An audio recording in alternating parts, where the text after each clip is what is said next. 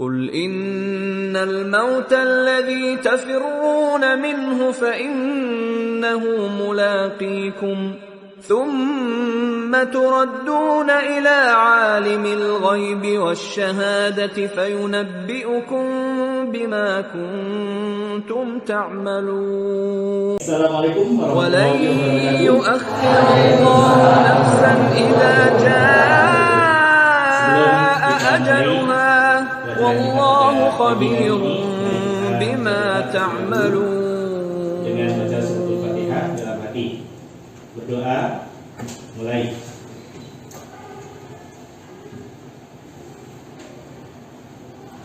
Selesai. Baik, anak-anak sekalian, hari ini apa kabar semuanya? Baik. Alhamdulillah, semuanya hari ini masuk semua ya. Tidak ada yang sakit ya.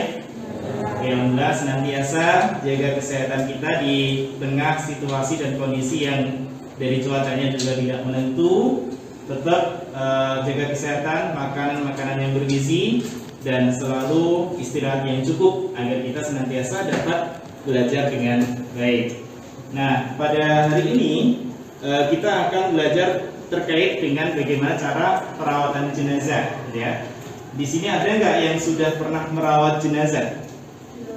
Belum ada ya. Kalau takziah sudah pernah? Oke, takziah berarti kalian pergi ke rumah duka dalam rangka apa? Menghibur, menguatkan dari sohibul musibah ya. Kita kuatkan, kita bilang yang sabar ya. Insya Allah almarhum sudah di surga dan seterusnya. Jadi kita menguatkan hati daripada orang yang kena musibah, itu namanya takziah. Dan lebih afdal lagi kalau kita ikut serta di dalam merawat jenazah. Kalau kita bisa punya keahlian untuk mengkafani, kita bantu mengkafani, ya kan? Kemudian kita ikut nyolatin sampai kita mengantarkan ke makam, gitu ya. Nah, itu pahalanya luar biasa. Jadi kalau kita bisa sampai mengantarkan ke makam, itu pahalanya itu sampai 2 kirot. 2 kirot itu 2 Jabal Uhud ya, gunung. Itu pahalanya 2 gunung yang sangat besar. Ketika kamu ikut takziah, dimulai dari menyolatin sampai ikut memakamkan. Nah, jadi seperti itu. Nah, untuk lebih jelasnya, saya minta kalian untuk menyaksikan atau mengamati video terlebih dahulu. Terus kemudian nanti silakan kalian berikan tanggapan atau kalau ada pertanyaan silakan. Oke? Oke, baik. Kalian sudah melakukan diskusi dengan kelompoknya masing-masing. Dan insya Allah saya yakin sudah ada hasilnya dari apa yang kalian kerjakan. Dan hari ini saat ini waktunya kalian untuk mempresentasikan apa yang sudah kalian diskusikan dengan kelompoknya masing-masing. Oke, yang sudah siap kelompok? Silakan angkat tangan. Oke, Salwa ya. Oke, kelompok Salwa yaitu kelompok mengkafani jenazah ya. Oke, baik. Silakan Salwa dipresentasikan hasil dari diskusinya dengan kelompoknya. Oke, silakan beri applause supaya bisa.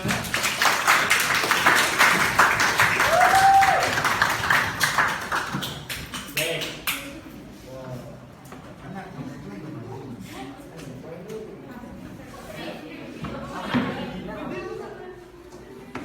Ya. Yang di depan beri barang. Oke, baik.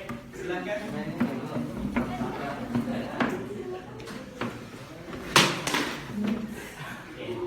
Dibuka.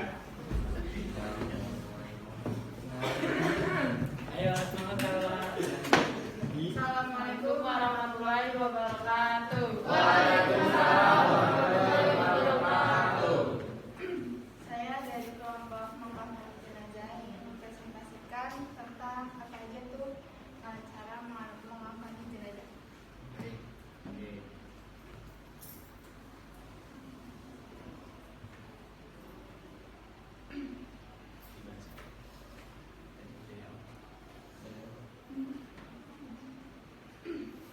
Setelah dimandikan, jenazah lalu dikafani, sebagaimana dijelaskan dalam hadis Nabi Muhammad SAW. Apabila salah seorang di antara kamu mengkafani jenazah saudaranya, hendaklah dibagikan kafannya. Hadis riwayat Muslim. Adapun bagaimana tata cara mengakali jenazah sebagai berikut.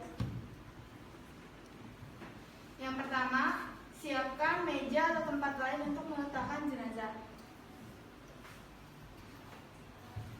Lalu letakkan 7 tali di atas meja secara berjajar dari kepala sampai kaki.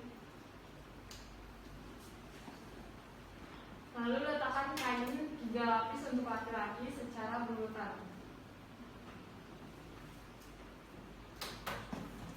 Sedang untuk perempuan 5 lapis termasuk basahan, baju kurung, kerudung, lalu kain menutupi seluruh badannya.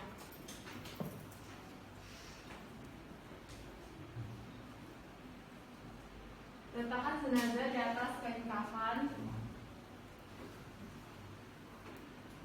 Lipatkan kain kafan tersebut dari sebelah kanan jenazah ke sebelah kiri.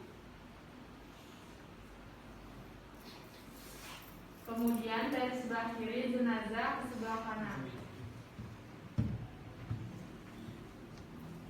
Ikatkan tali dengan simpul pada badan sebelah kiri jenazah.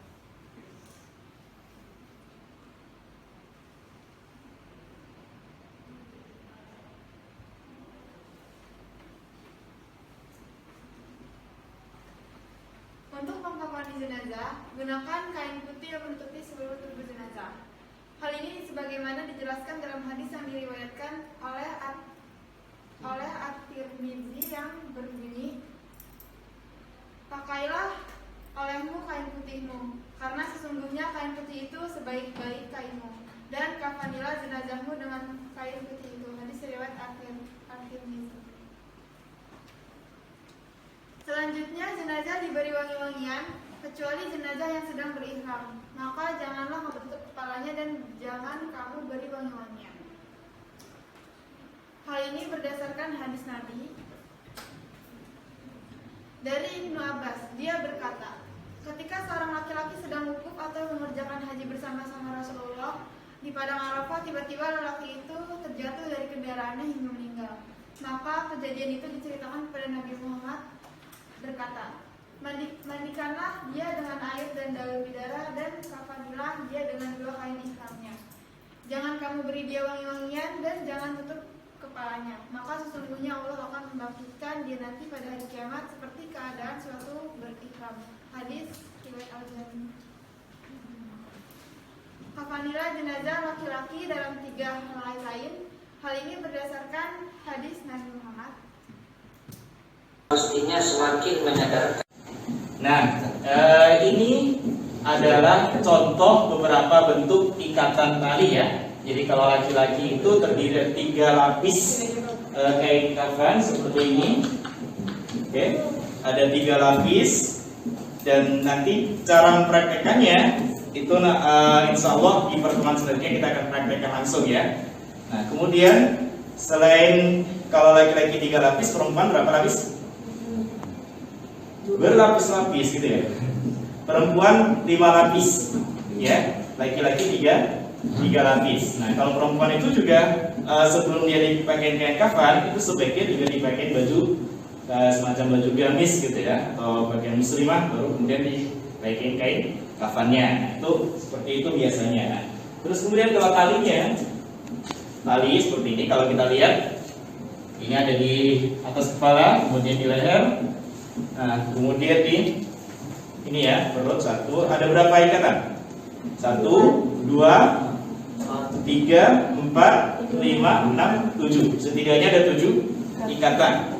Nah, dan ikatannya ini sudah disesuaikan dengan ukuran badan orangnya gitu ya. Kalau orangnya kecil ya mungkin nggak cukup panjang gitu ya. Tapi kalau orangnya besar badannya harus disesuaikan juga. Jangan pakaiannya itu mudah ikatannya itu mudah lepas juga. Nah, ikatan ini nanti kemudian akan dilepas kalau dia sudah berada di liang lahat gitu ya. Terutama yang di sini di kepala sama di sini. Nah, kenapa? Karena ini pipi kanannya itu diharuskan nempel ke tanah atau ke liang lahatnya itu. Nah, seperti itu ya. Nah, kemudian dari sini ada yang mau bertanya, silakan. Tanya.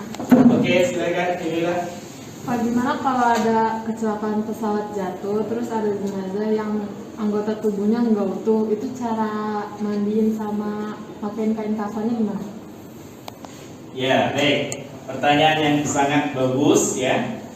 Memang di dalam realita kita itu ada kematian yang disebabkan kecelakaan ya, misalkan salah terbang atau mungkin kalau kapal itu tenggelam dan kemudian jasadnya nggak ketahuan di mana, ataupun kalau ketemu jasadnya itu mungkin hanya ketemu maaf tangannya saja atau kakinya saja gitu ya, atau dan itu gimana cara merawatnya. Nah, kalau seandainya masih memungkinkan salah satu anggota badannya itu bisa dimandikan atau dikafani, nah itu silahkan. Kalau nggak bisa, cukup ditayamumkan saja seadanya, ya kan? Kemudian dikafanin anggota yang ada, kemudian dikubur. Yang ketemu itu ya, biasanya kan ada dicek DNA dan seterusnya gitu ya. Itu kalau kecelakaan pesawat ya, atau kapal tenggelam, nah seperti itu, atau kebakaran sama. Nah, oke. Kalau misalnya nggak memungkinkan sama sekali, misalnya ini ketemu tapi udah lunak banget gitu ya, udah nggak layak kalau disentuh gitu ya. Nah, itu adalah kondisi yang darurat. Kalau seperti itu halnya, maka cukup langsung dikuburkan saja. Sholatnya gimana? Sholatnya bisa dilakukan dengan cara sholat gaib. Ya, sholat gaib itu jenazahnya nggak ada. Kalau korban kapal tenggelam gimana? Jenazahnya nggak ada kan? Pesawat yang kemudian jasadnya udah hancur gimana sholatnya? Itu namanya nanti disolatin dengan cara sholat gaib. Cara ngafalinya, kalau memungkinkan dikafalin sebisanya, semampunya. Kalau nggak bisa ya sudah langsung dimakamkan seperti itu. Oke ya, cukup ya. Ada yang lain? Ada yang lain?